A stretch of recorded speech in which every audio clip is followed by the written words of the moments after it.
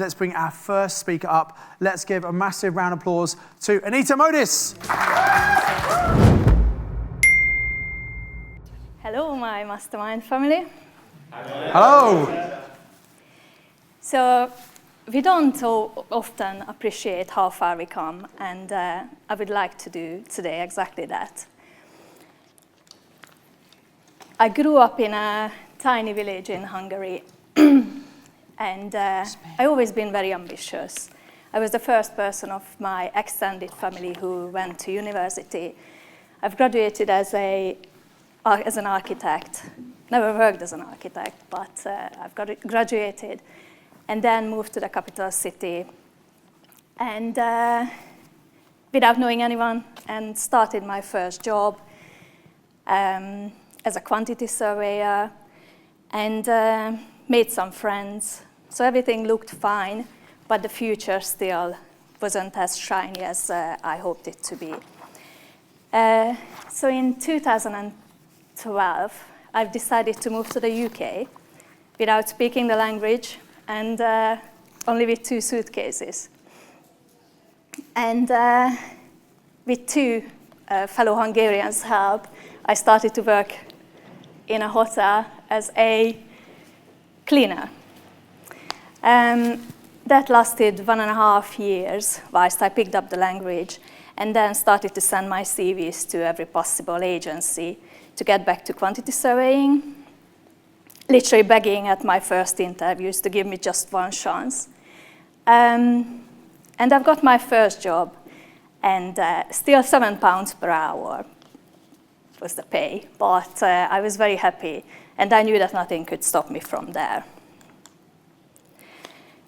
By 2021, I've achieved everything on my 10 years plans and more. I've got a well-paid job. That's not the nicest picture of us, but I thought it would reflect what we are. So we got married, a beautiful home in the British countryside, cats and dogs. So it all sounds amazing, right? Well, then imagine working crazy hours at crazy pace all the time, not even having any time to enjoy what we worked for so hard. Imagine that you are the happiest on a Friday evening for a couple of hours, because on Saturday you already think that the weekend is halfway through. On Sunday you are fearing the Monday, and by Sunday evening you are on the edge, and you just can't see a way out of it. But when the pain is strong enough, I will find a way. And this is how I bumped into property after considering all our options, such as being a gardener, working in a pub, or being a handywoman. So I started to listening to Simon's podcast back in December 22, and attended many free webinars, and signed up to Mastermind Accelerator in March, where I took my still very skeptical husband. But on day 2, he actually signed me up to the Mastermind program. And the rest is history. So we wanted to start with a high cash flow strategy to allow me to get out of my job as quickly as possible. And that was serviced accommodations, more specifically holiday lets, as we live in the Wye Valley. But on the way, we've got, as many of us probably, we've got distracted by all the shiny pennies. And we had to have a proper reset back in August, when we decided to put all our focus on holiday lets again. We are funding our projects from released equity from our home. It's a pretty straightforward process to do, unless you have a property where when you bought it, you had to merge titles and move boundaries. So 2 years after purchasing the property, we still didn't have the deeds in our names, but by then we had 2 offers accepted. So it was a very stressful time, but last minute everything was sorted, and we could actually purchase the properties. One of them is this two-bed cottage right in the middle of the Forest of Dean with beautiful views on the other side. The owner wanted to downsize. She's an elderly lady, and so we could secure the property for below the asking price. This requires quite significant refurbishment, which we are halfway through. Hopefully, the property will go live in the middle of April. This only gives us a 15% ROI. I'm saying only because it's not the highest cash flow or highest return on investment, but we really wanted to start somewhere and to give us the opportunity and the confidence that we can do it and then move on to the next one. And this is the second one, which is a little jewelry box, one-bed cottage. This was actually made up completely, so we don't need to do any works on it, apart from a little bit of touch-up here and there to make it more lovable. And the third project we are working on is we decided to turn our liability into an asset and turn a part of our home into a studio, which we can let as a holiday let as well. So with this one, we only need to spend 15K on it. It's still going through the works. We have created some CGIs just to see how the space could work. And yeah, so this would be the highest cash flow one, as there is no mortgage to pay on this one.